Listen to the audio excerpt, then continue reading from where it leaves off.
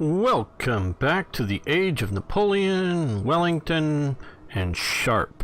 Well, Sharp in a fantasy sense, of course. But, of course, fellow armchair generals, this is Gamer 1745, and of course we're playing Napoleon Total War, as you probably figured out from the announce or thumbnail or description or whatever it may be. Okay, let's see what we need to do here. We have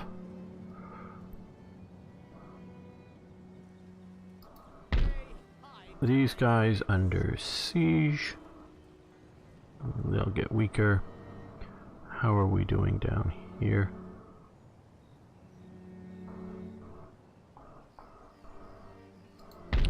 And they're doing all right too. Good. I think we have a fleet heading over to the Adriatic. You? Yes. No, you're actually heading away from the Adriatic. I think you're the one that's heading towards it. Yeah. You're in, well, actually, no, you're in Valletta, the port of Malta.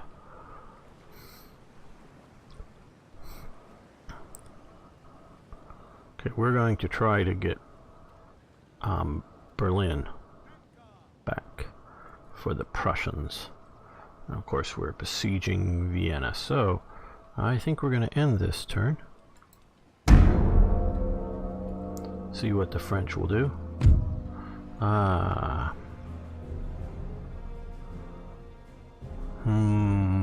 Top one. I don't like sieges.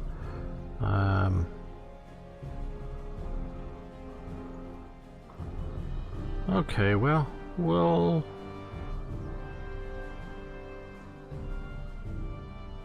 fight this in a defensive sort of way, I think.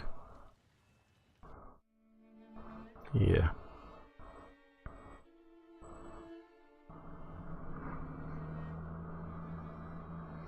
Bernard Pennington.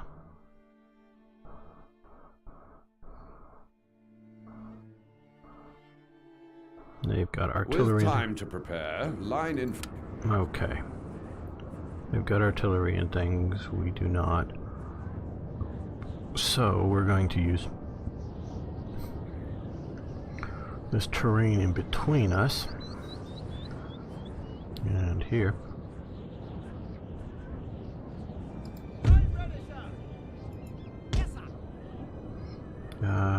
Okay, we're all line infantry except for these one.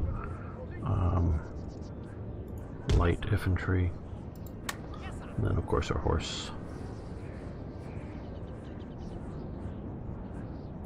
Yes, sir. Sir. Yes, sir. Line companies ready. Yes, sir. Yes, sir. There we go. Orders. Trying to get good placement. Yes, sir. Yes, sir. Sir. Following orders. Infantry. Yes, sir. Infantry. Linear warfare. Okay. Don't know. I know some people are interested in some of my history talks.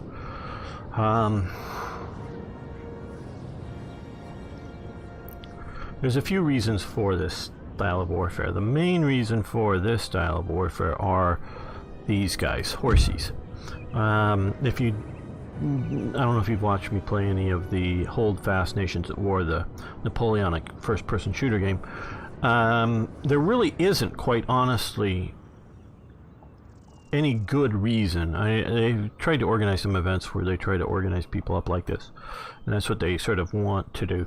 There really isn't any good reason to do this kind of formation during the Napoleonic era. Yes, sir. No. Yes, sir. Yes, sir. No. Yeah, 3 ranks. Yes, sir. Any good reason to do this formation here at the time period, because you just make yourself a big target. And what you do is once you get shot, some people get shot, you fill the gaps. You get closer together, continue to make big targets. And I get the idea that to some degree you can go back, and it's some of the same reasons, to the ancient Greece. Lots of men, and this is sort of the Western way of warfare. This is something that is not found very well done in the East, but it's a very Western way of war, of forming up a bunch of men in tight formations with a lot of sharp pointy things on the end of poles. That's bayonets or pikes or spears or whatever. Those are all different things, obviously, but they all serve to some degree the same basic function. And in the Napoleonic Wars, or particularly the Revolutionary Wars before the Napoleonic, the French armies were huge and they sucked because they were the sort of first mass national conscript armies. There's conscripts, most assuredly Frederick the Great was one for running around trying to conscript everybody he could, but it wasn't a national conscript army even then, really, because I don't know if you would call Frederick the Great's territories a single nation. Of Prussia? Well, he had territories outside of what would, well, maybe politically be called Prussia, but culturally be called Prussia? No. And the French really sort of did mass armies in their revolutionary period, and it doesn't seem to be able to have this as a particular formation, but they would do things like that, or roughly like that, called the column. And this isn't a column of march. This they did because they sucked. They knew they couldn't shoot and fire effectively against any moderately well-trained army. They just couldn't do that. No, I didn't know. Okay, I haven't really used these, so we may do some of those things.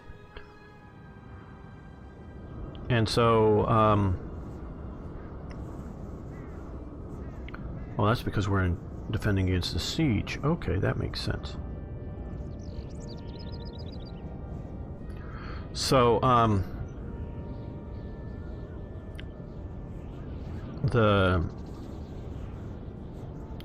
so they did column of attack. And sure, the front rank or two might load and shoot once or something, but it really wasn't meant to. It was basically meant to be a bayonet charge. And this had several good elements to it. Partly it was because it was deeper, more impactful than a thin line. Had you had a thin line of troops, peasants, and I don't mean that as a put down, as some people would say, but I'm just talking about the actual people that were peasants, living rurally, as well as city dwellers that were just conscripted. These weren't professional soldiers. These weren't people that had any significant military training, and so it's basically, if you look at the American Revolutionary War, see, I do know a bit about some of this stuff. The Americans were terrified, just terrified of the British with the bayonet. They weren't terrified to shoot at the British or the British to shoot at them. They were terrified of the British bayonet. Some of the Continentals towards at least the second half got over some of that, and I think it was some of the Marblehead troops,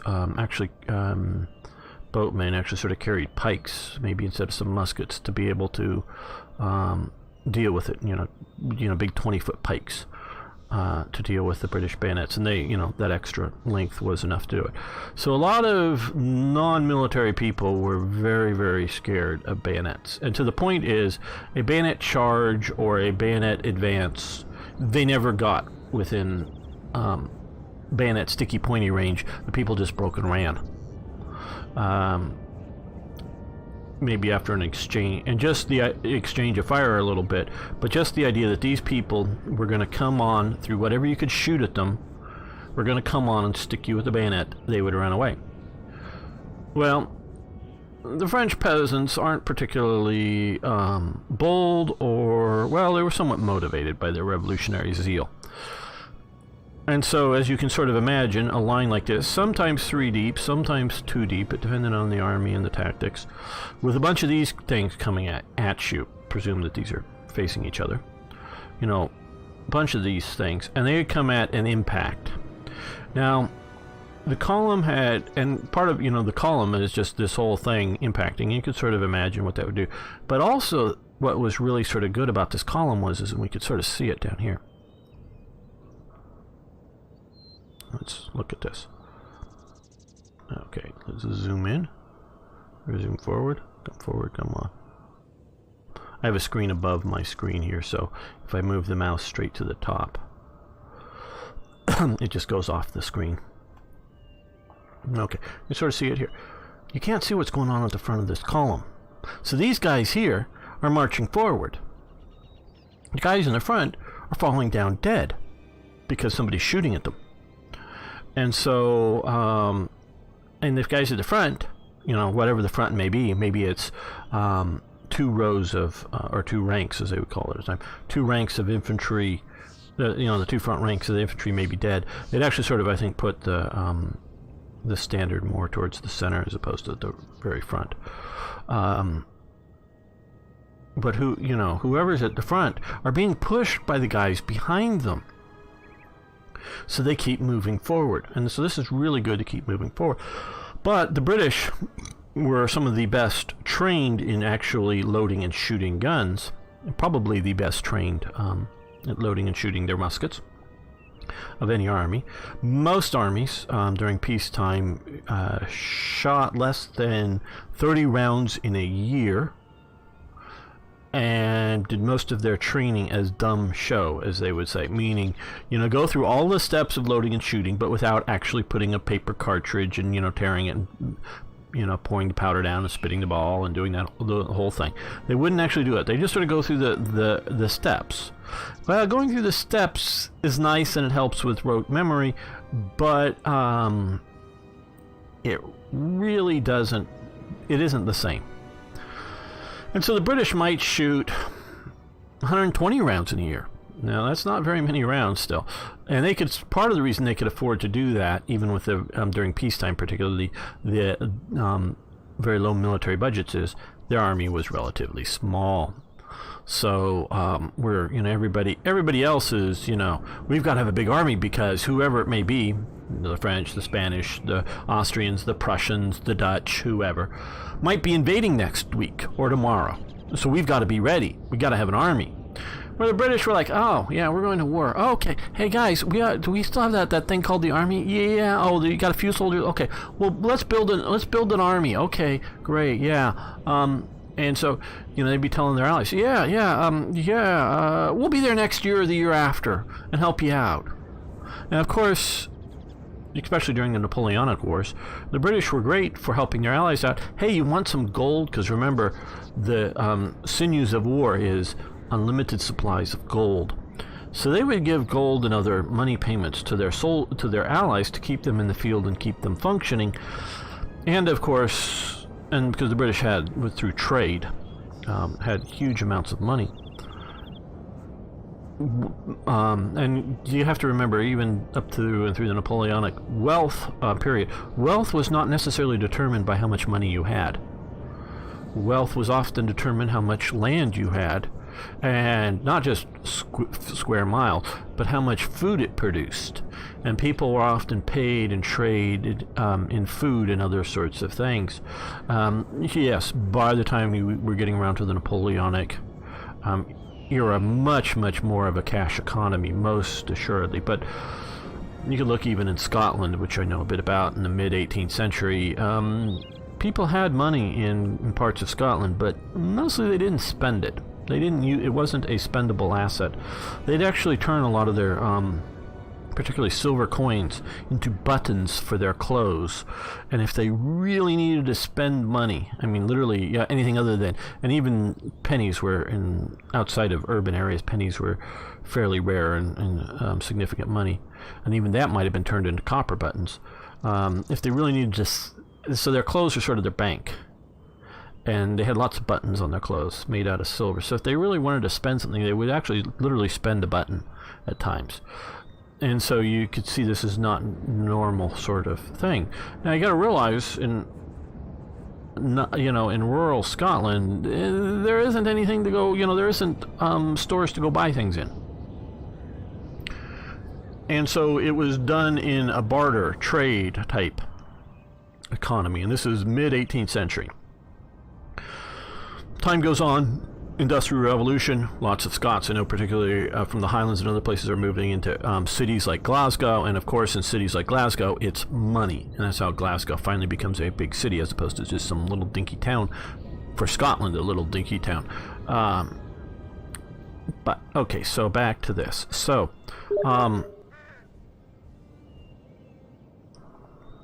the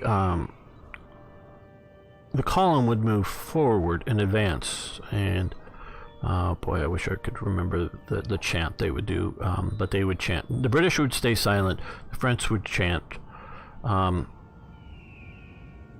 move towards the enemy, while the British were blasting them with musket fire, and they could do it very fast, easily, readily, 3 rounds in a minute, and shatter these columns almost invariably. And sometimes they would try to do, hide behind a bit of a hill. So just a little bit reverse of the hill, so that the French sort of knew where they were, might see some tops of some bayonets and some hats, but as they got to the top, the British would somewhat of a shock, would be shocked, and just blast the front of the column and do it. And so the British almost invariably, with their linear tactics, won, because they could say, if you had equal size armies, you only have possibly the first few ranks that could fire, and you also had only the first few ranks that could actively use your bayonets. So you had, at the point of impact between these two, the British had more people. And if you move this sort of into the center, they could envelop these columns. Now there would be column here, we can get another couple of columns.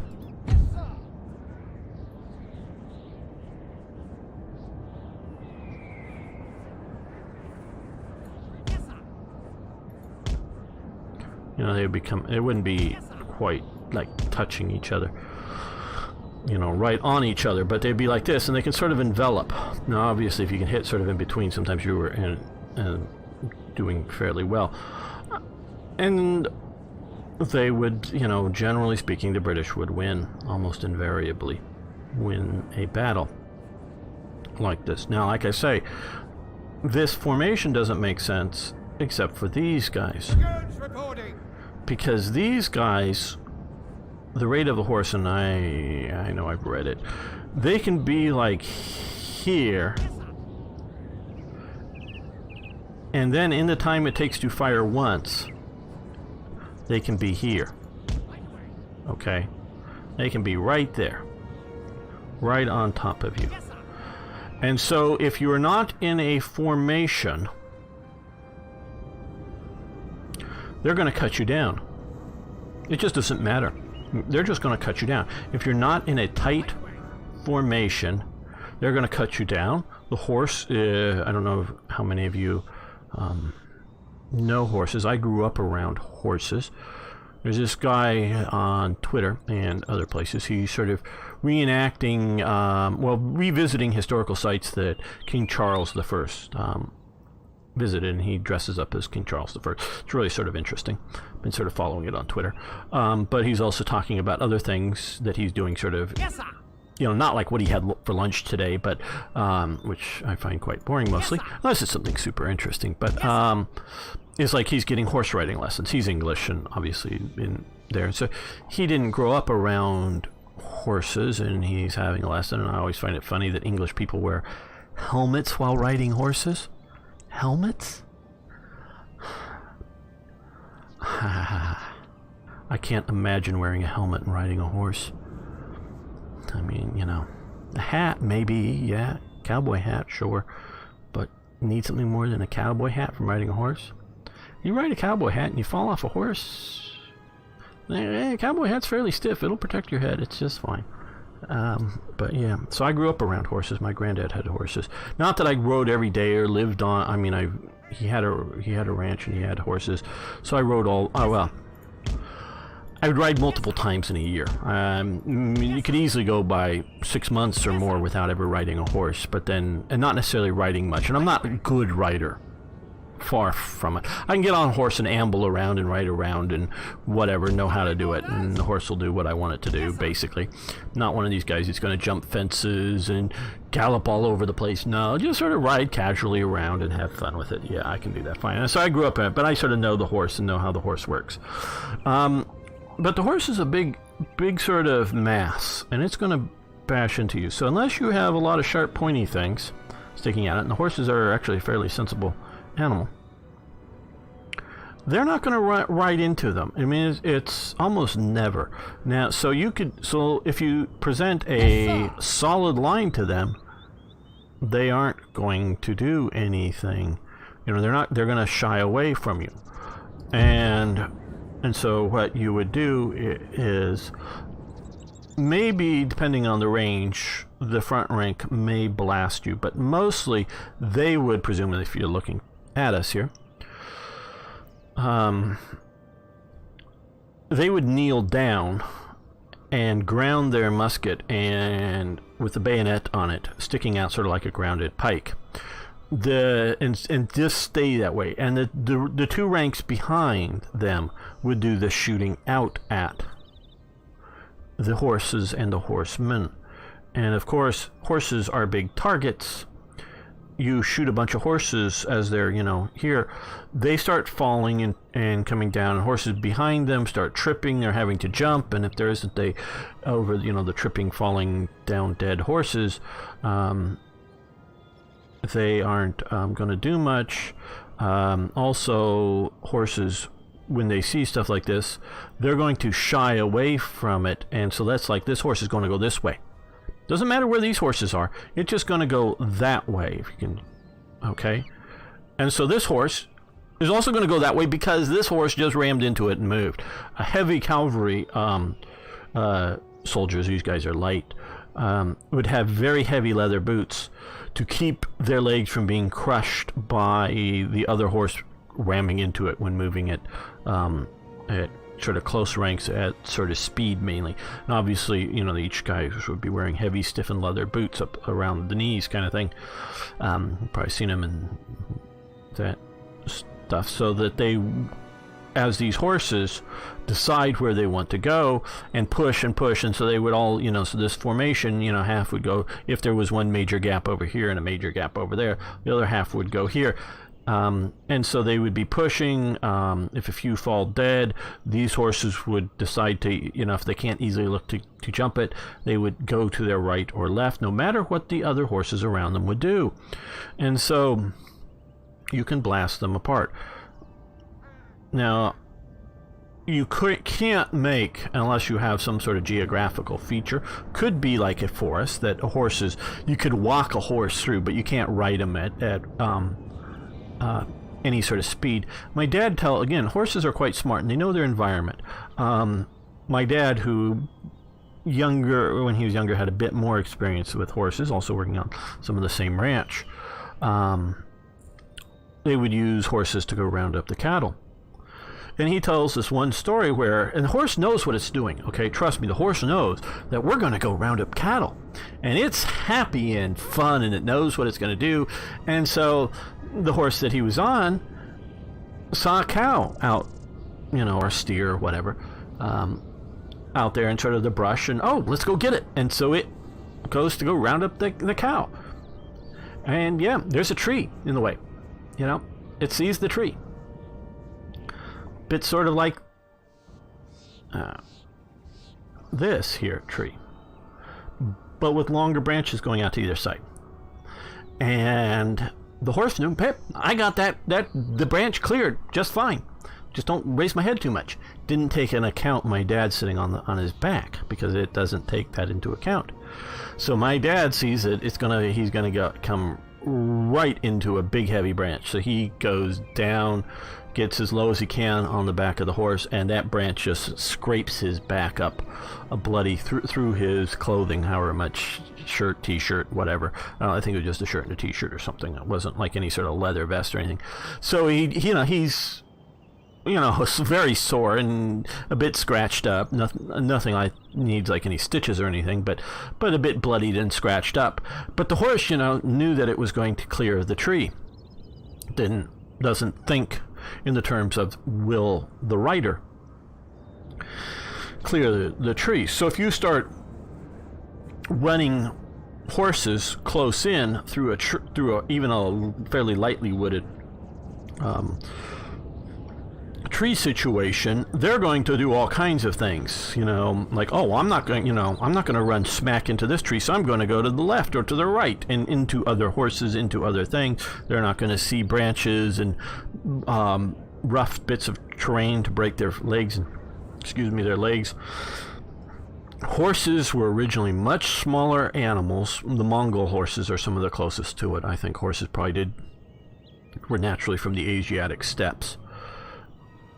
And so right down here, this is a lot weaker for the amount of weight that humans have bred the horses up into.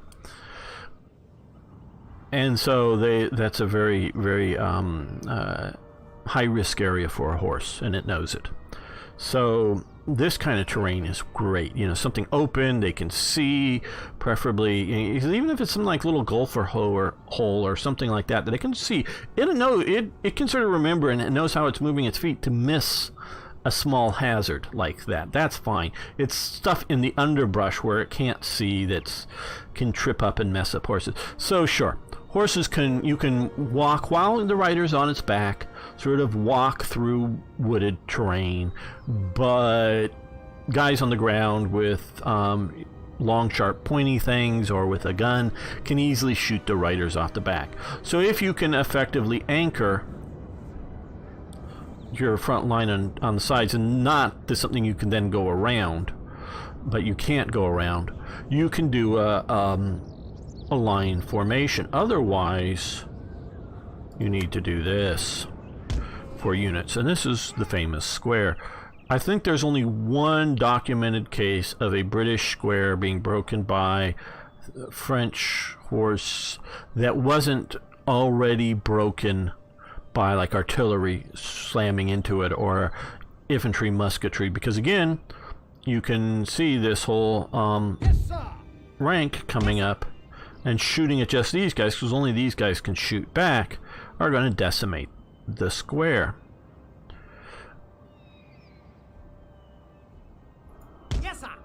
So this would work. Now, of course, sometimes Napoleon actually did some very huge moving squares that would be like, well, maybe this many battalions across in the front, and then they would march in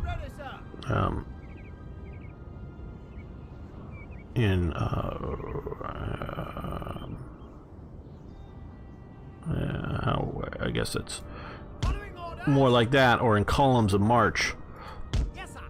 but like this to deal with the Arabic or actually Mamelukes in Egypt. And then if the enemy was starting to get near enough, they would then halt the square, and these guys would turn to face out, and then the guys in the rear of the square, another line of battalions back there, would about face. So sometimes they would do big open squares like that. And that defeats cavalry, and the only thing to defeat this really is either a lot of massed infantry, and if you get enough massed infantry close enough, the cavalry can't charge through effectively, or, which is really sort of the thing to do, because these guys, if you started to move close enough, they would do, Yes, sir. well, quickly do that. It's good. Do that. Go back to this. So what you would sort of stand back a ways and have your horse standing over here or over here somewhere, and then move up your artillery out of musket range and just start putting musket or artillery round shot through these squares and whittle them down enough so then the cavalry could come in and do its thing. So yeah, so that's sort of why linear warfare and why linear warfare is important, is because of the horse. And it's only really highly accurate rifle fire, even musket or a muzzle loading rifle fire, is what dooms linear warfare, that you stand and open. And Franco-Prussian, or is it the Crimean War, is about the last real effective use of linear warfare as this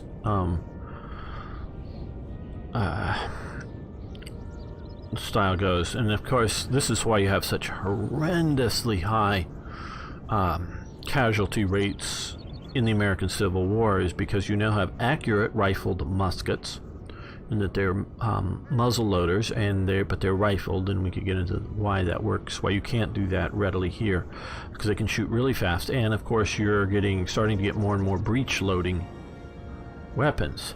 But even with a lot of the breech loaders, unless you've gotten some of the early Henry rifles or the Spencer rifles, they could briefly, until you have to stop and reload them. It's very slow to reload all those rounds. A lot of the, if you have to realize, a Henry, or even more so a Spencer rifle, versus a single shot breech loading rifle, is ultimately really not really much faster to shoot, because it's faster to shoot the ammunition loaded into it, but once you got to reload, it takes a long time to reload those guns. Now, of course, most of the Civil War soldiers had muzzle loaders, though rifled muzzle loaders, and they can shoot with great ranges, and so they would take tremendous casualty rates. But they were still, the horse would try to hover around just outside of even effective rifled range, because most of the soldiers, again, aren't great marksmen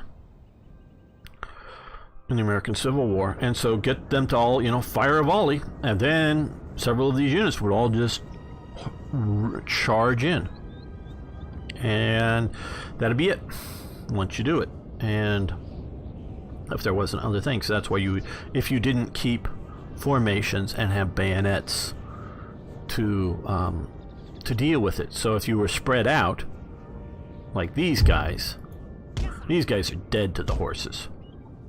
The horses could just at any point, straight into the front, in the rear, the sides, they could just ride through this, and the combination of literally impacting the guy and knocking him on the ground and slashing at him with their swords would just doom these guys. What these guys would do is not do that, but do that. A rally square. And now the rally square would have, these guys don't have. Infantry reporting.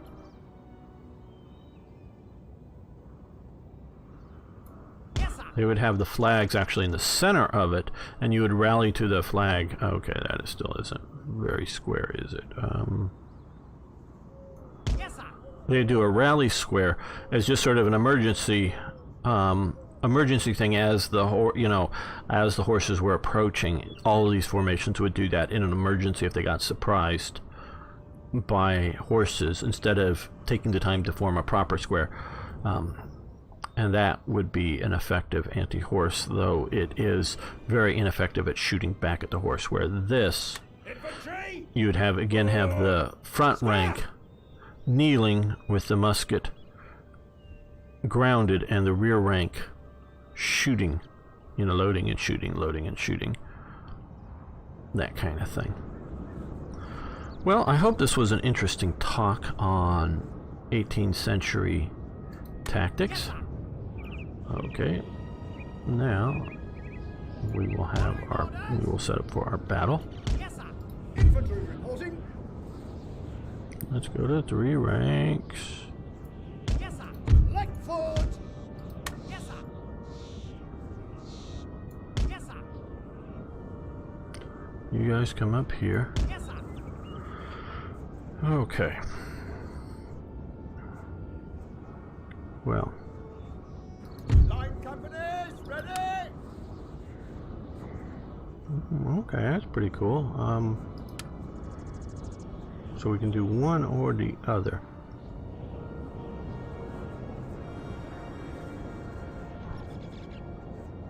Okay, that changes some of my ideas for what I want to do here. Actually, changes them greatly. Okay. Line companies, ready? Yes, sir. Line infantry. Yes, sir. Yes, sir. What the hell? Yes, sir.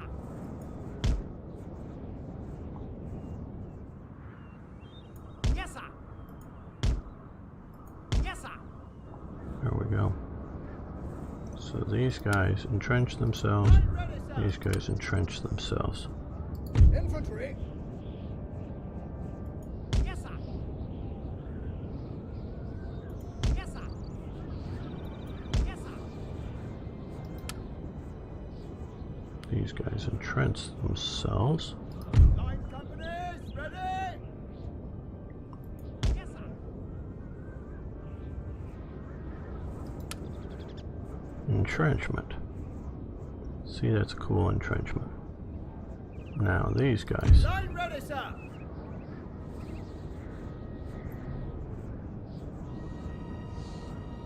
Yes, sir. Yes, sir. Yes, sir. Okay, so they're only gonna be so long anyways. So Yes, sir. didn't know if I could extend the. Yes, sir. Yes, sir. Yes, sir. Yes, sir. I'm gonna use that as sort of anti-flanking me. Infantry reporting. Yes, sir. Line You infantry. guys get out of the way. Infantry. Following orders.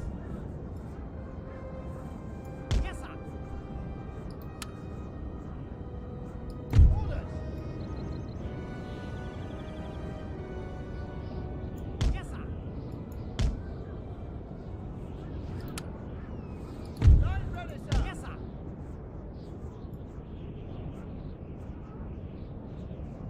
Yes, sir.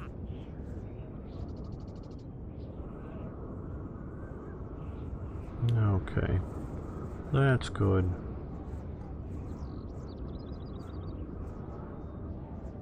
Yes, sir.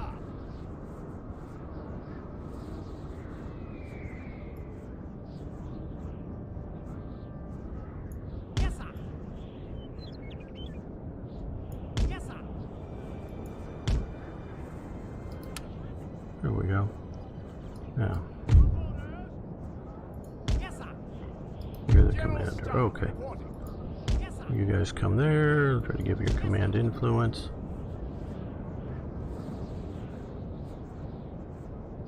Yes, sir.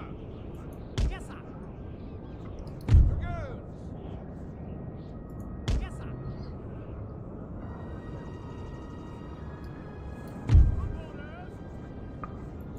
Yes, sir. Okay, that looks actually fairly good.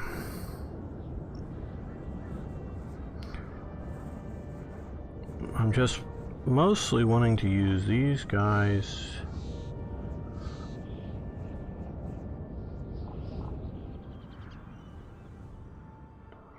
Here to, well, Sir. Yes, sir. Yes, sir.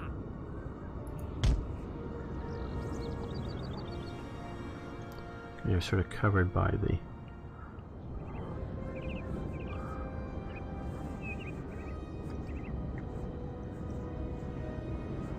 Here I'm hoping to use the entrenchments to mostly stop artillery and to stop musket fire at them. You know, so we can trade and shoot. We're here because I don't know how they're going to come at us. They have a higher ranking officer. They can come through this thick wooded area, but we're going to have either horses charging them or these guys move and swing once we get into there.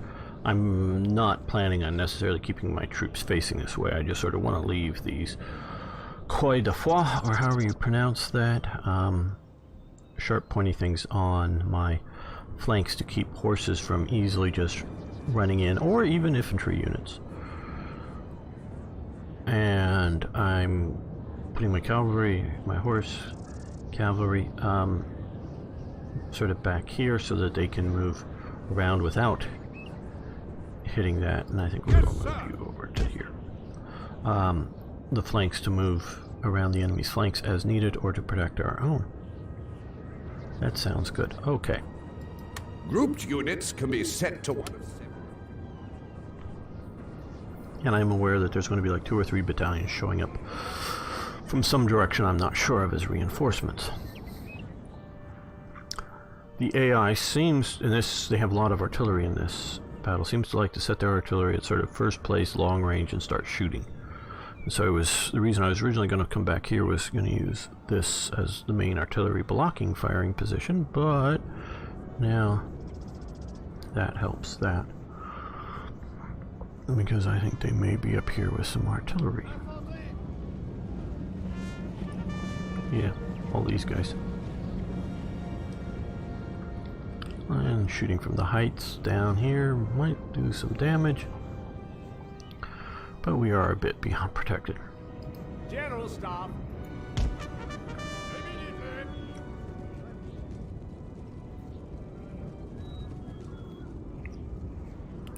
You guys, actually, I want you to come up here to the edge of the woods and scrub growth. And I want to shoot the artillery at the light infantry. I know there's only 90 of them, but hey, they're all spread out and won't do much damage at any sort of range. It looks like it's a command unit over there. Yeah, they're seeing these guys now maybe and shooting at them.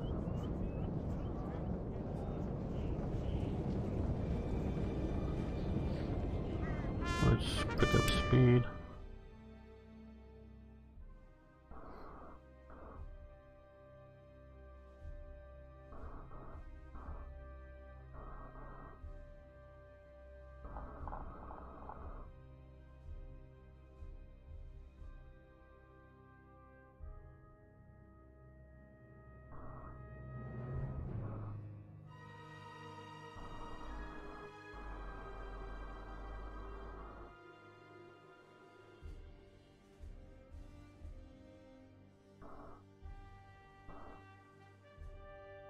Yes, they move their infantry through the forest. Fine. Oh yeah, they're also shooting out way over here, which could be a bit of a problem. Like those horses are running away because somebody got out. Yeah.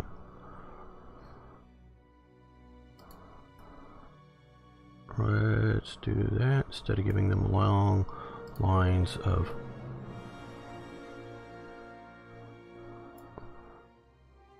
parallel. Actually, no, you're going to come over here, because if shooting down along that line would be particularly bad for us. Okay.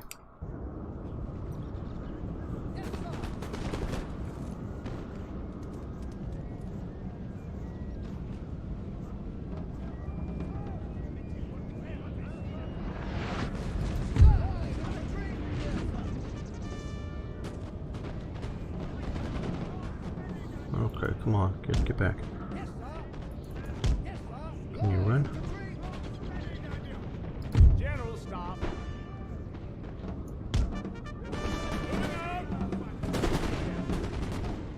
Infantry. Yes, sir. Sir! Sir! Our general is under attack!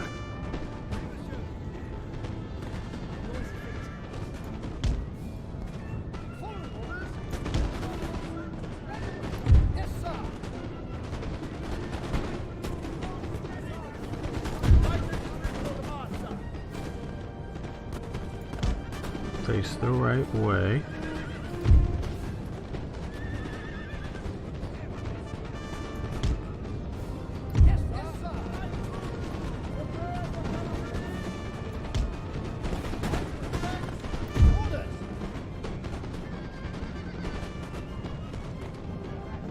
And like I said,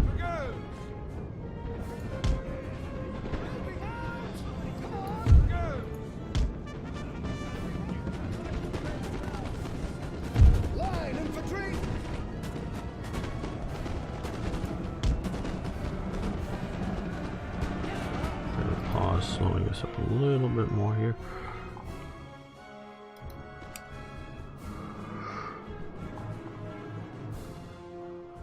Yeah, it's looking like it's doing its job. Now they'll just fire. That'll be great.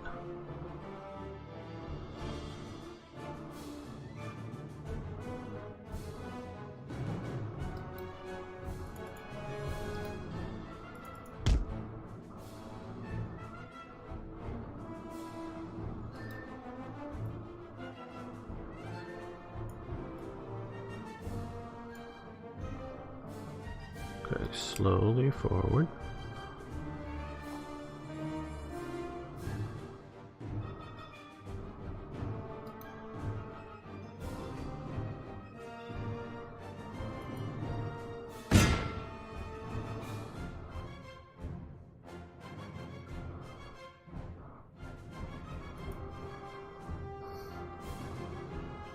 Because we're starting to lose that flank. And you guys come in on those meleeing.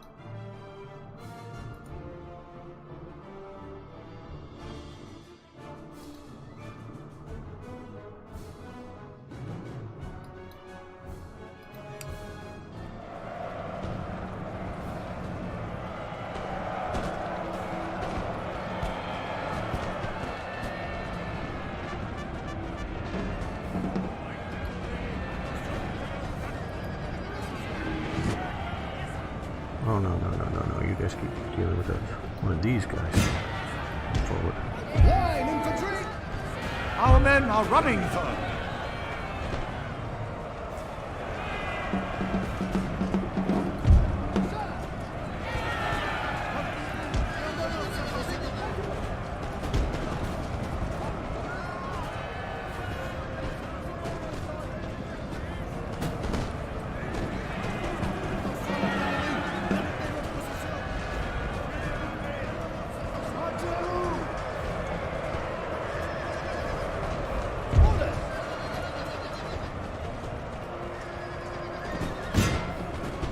Fire at them.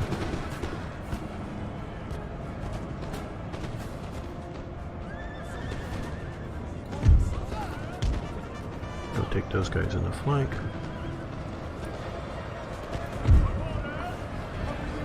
Our men are running, sir! Come after these guys.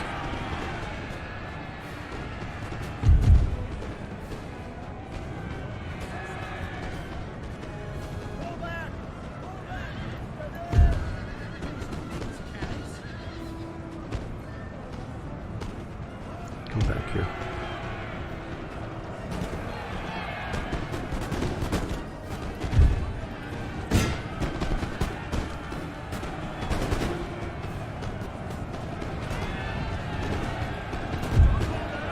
don't go getting lost. You horsey troops, come on. Let the infantry handle these guys here.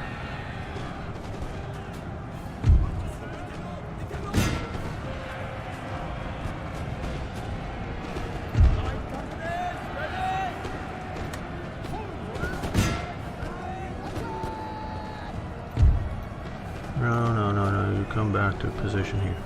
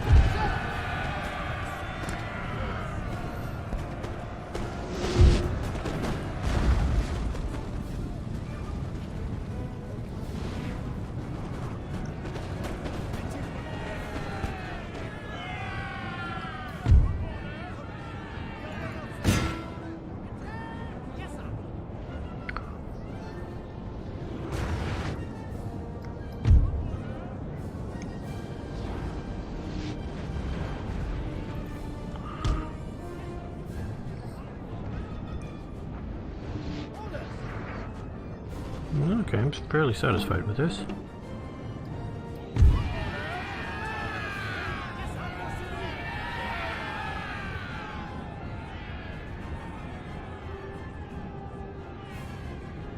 Oh, I thought these guys here were done with their fight here. Oh well, I guess they're getting away.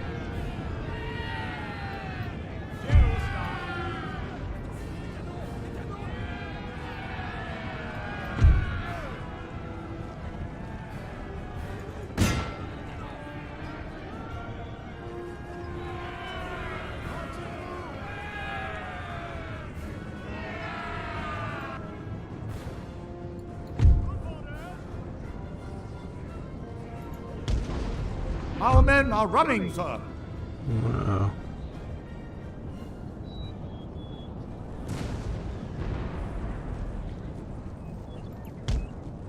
Following orders? Yes, sir.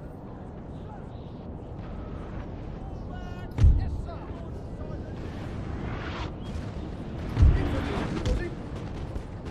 Good. Untangled.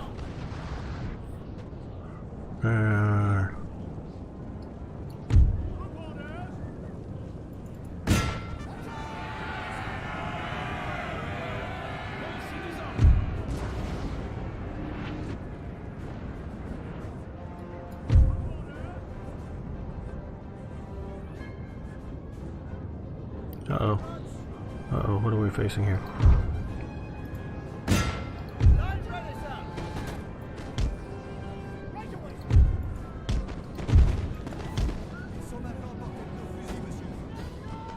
These are those pesky other guys. Yes, sir.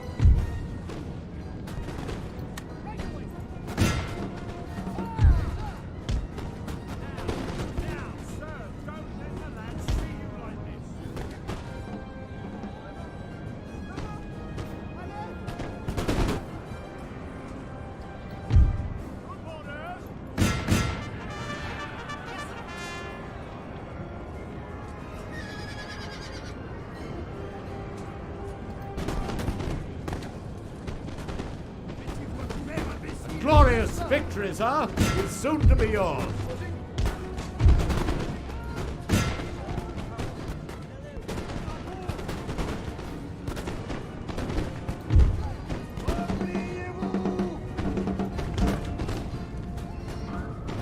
Okay, well, we've taken down their commander.